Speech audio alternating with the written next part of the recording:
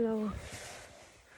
Two things. Number one, um, as time passes by and the school year is coming towards an end, next month, in my elementary schools, the sixth graders are starting to practice hard for the graduation ceremony, and tomorrow is March 1st, so it's going to be even harder to squeeze English classes between, amongst, anyway, so I've been teaching for a whole year with this Japanese lady who used to be a teacher in junior high school.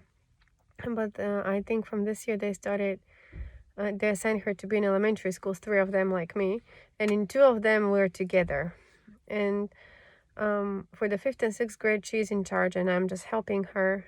And I have to say, for those many months and for the times when I was not even there because I was sick or something happened, I have to say, you don't have to know somebody within their entire history and life stories or anything to be able to connect with them and call them friends. I have to say she has been she has been a friend, because she always checked on me and she always wrote me emails if I didn't show up, or if she has something exciting to say, she always emailed me. We've exchanged few emails during the school year, and I realized I don't really know much about her. I know she lives with her mom. I don't think she's ever been married. She has a dog, and I know she has a sister somewhere in a different prefecture, and sometimes they come for New Year's or Golden Week or Obon, like those national holidays. But today I was sharing with her how the twins melted my heart in the morning with their jackets on, winter jackets on. My baby girl comes towards her brother and hugs him, and she says, "I love Kai. I like my brother. I like Kai. He is my friend." And Kai stays there and looks at her, and he hugs her. He puts his little short arms around her too, with those big fluffy jackets. And he says, "I like Kalea too. I like my sister."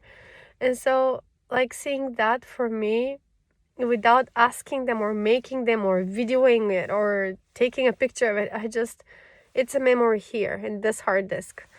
And it was just really heart-melting, so I shared that with her. And when she heard it, and she never had her kids of her own or a family of her own, but like, she just put her arms on her chest and she's like, so like, "Oh, that's really cute, that's heartwarming." And I was like, I feel like that too, because I'm their mom.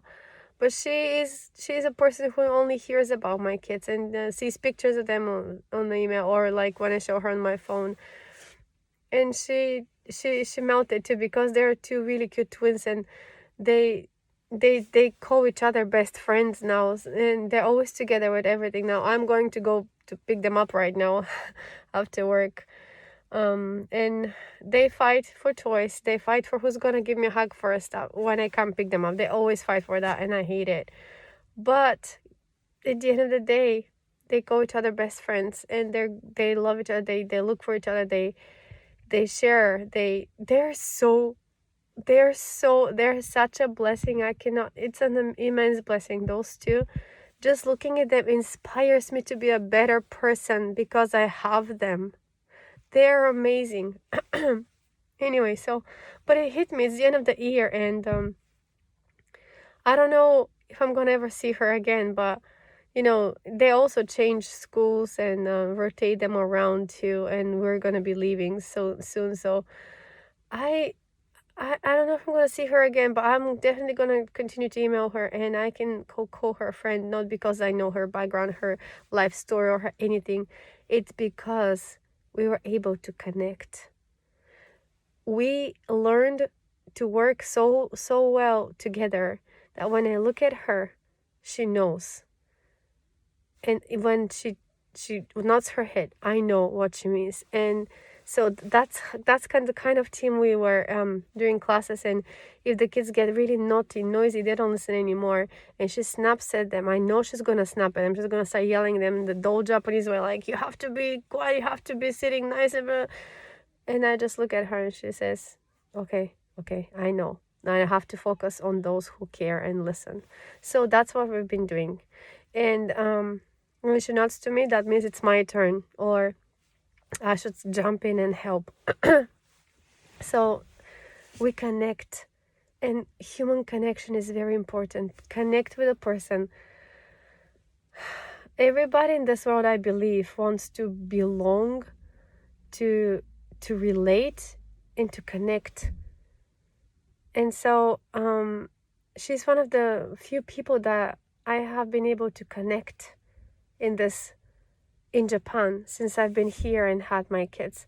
With my kids, I connect, I relate, they belong, I belong. We feel belonging because we are family. But with other people, I've been, no, not really. Like, I do have few friends, but usually people rotate. They go, they move, they come, they go, they come, they go. And I have only one Japanese friend that I can call a friend.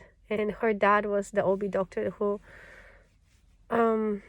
got my kids out of me, really. Well, except the twins, they were in different hospital and there was C-section. But yeah. So that's the one thing I wanted to say. The second thing is, today randomly I was in the staff room, and one teacher pointed out to me. I think he did it actually during one of my classes, but I kind of ignored him because I didn't want to stop the class for that. But he was telling me something about my 6th grade boy that has been published, and he saw it and he read it, and he was impressed. And so after the class, I forgot about that. Like, we jumped into the lesson, and the class was finished. And then after lunch, I went to bring back my tray with my stuff to put them in places. And he pointed out this pamphlet, which I saw, by the way, in another school, in my Friday school. I saw it on my desk and I totally ignored it. But I'm gonna get it and bring it home so my boy can see it.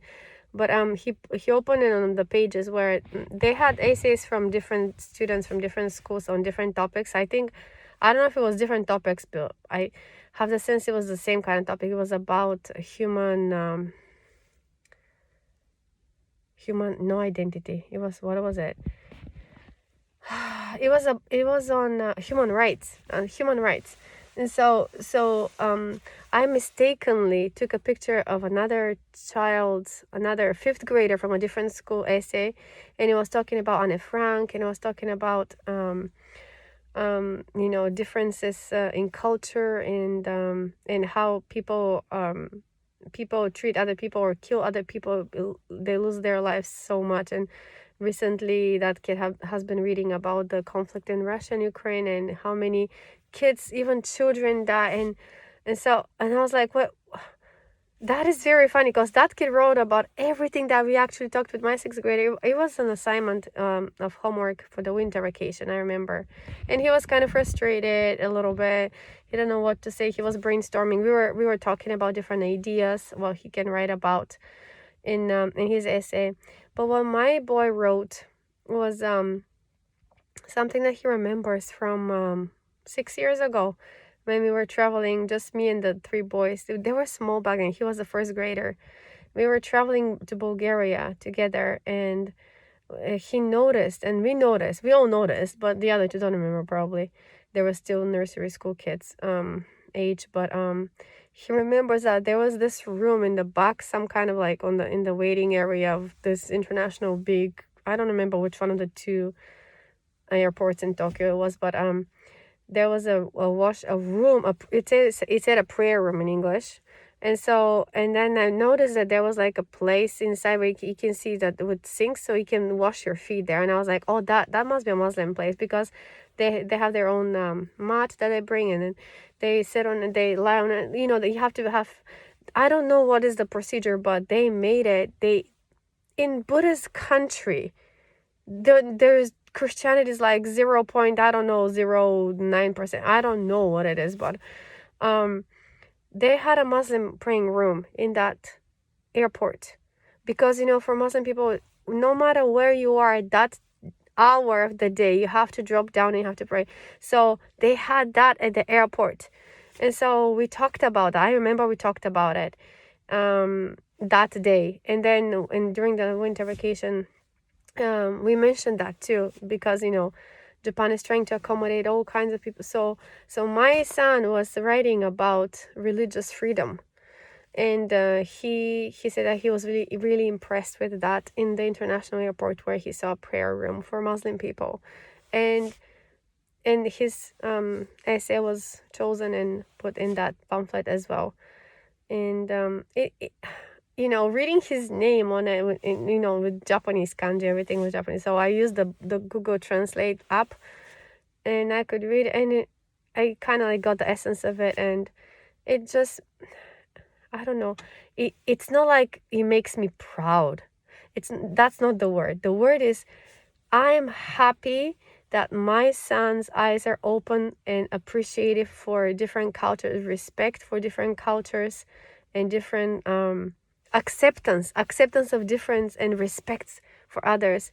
That is a good foundation to start your life with, because next time when you see a black kid, or um, a, an Asian kid that they call yellow back home, or if you see some kind of, it doesn't matter what kind of skin color or language, or my boys are not gonna point their fingers at that person and say, "Mommy, look," or "Ha, friend, look." No, they're gonna be like, let's go and be friends with those kind of kids, with all kinds of kids. It doesn't matter. So it made me really happy.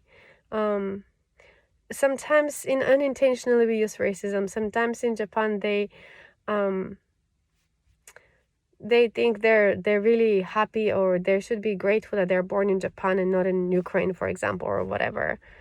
That Japan is number one, and everybody else is like somewhere in the void, but they're number one. And I talked to a lady that we go to church together with on Sunday, and she mentioned the same thing. She noticed that the parents of her private English school that they go to, the parents ask the teachers to introduce more countries to their kids, so they know there is not only Japan, but there are others as well. Anyways, I talk too much. I have to go pick up my kids. But respect for culture and acceptance and differences, it's a start for, I think, a world peace. And seeing that the new generation coming up is people who are more tolerant and accept, it makes me happy. It makes me happy my kid is one of them. Not proud, happy and humbled. Anyways, bye.